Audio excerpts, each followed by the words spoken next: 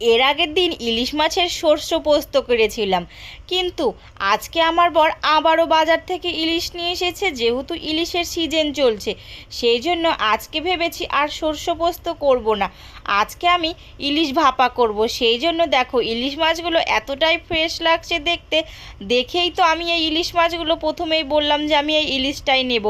আর দেখো এই ভাপা ইলিশের মধ্যে আমি একদম অল্প পরিমাণে শুধু সরষে আর পোস্ত বেটে দিয়েছিলাম, আর কিছুটা কাঁচা লঙ্কা দিয়ে অনেকটা পরিমাণে তেল দিয়ে কিছুটাক্ষণ ঢেকে রেখেছিলাম। ঢেকে রাখার পর দেখতে পাচ্ছ একদম এত পরিমাণে গন্ধ বেরিয়ে গেছে। ইলিশ মাছটা সত্যি অনেক সুন্দর ছিল আর একদম ফ্রেশ ছিল, সেই জন্যই এত তাড়াতাড়ি ইলিশ মাছটা রান্না হয়ে গেল। আর ইলিশ মাছটা খেতে কিন্তু একদম অপূর্ব টেস্ট হয়েছিল।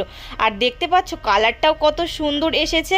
আমার তো ভীষণ ভীষণ ভালো লেগেছে, আর আমার বরেরও ভীষণ ভালো লেগেছে। তোমাদের তো খাওয়াতে পারলাম না, কিন্তু দেখাতে তো পারছি। দেখেই বলো কেমন হয়েছে দেখতে, আর কমেন্ট করে অবশ্যই বলবে যে কেমন লাগলো আমার এই রেসিপিটা, আর দেখতেও কেমন লাগছে অবশ্যই কিন্তু বলবে তোমরা কমেন্টে।